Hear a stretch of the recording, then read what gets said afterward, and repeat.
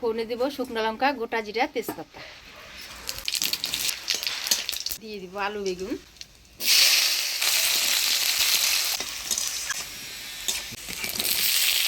দিয়ে দিব হলুদ লবণ,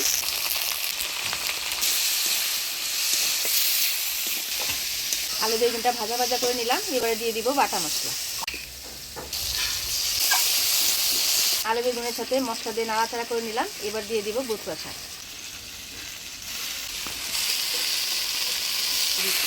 কাঁচা লঙ্কা, বথুয়া শাক দিয়ে নাড়াচাড়া করে নিলাম। এবারে দিয়ে দিব ডালের বড়ি। ডালের বড়িটা একটু ভাঙিয়ে দিই।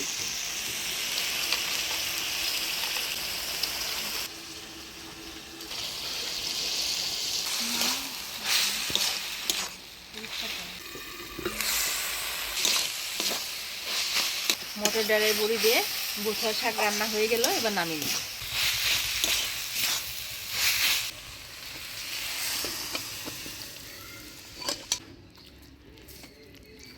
ডালের বড়ি দিয়ে বথুয়া শাক ঘন্ট।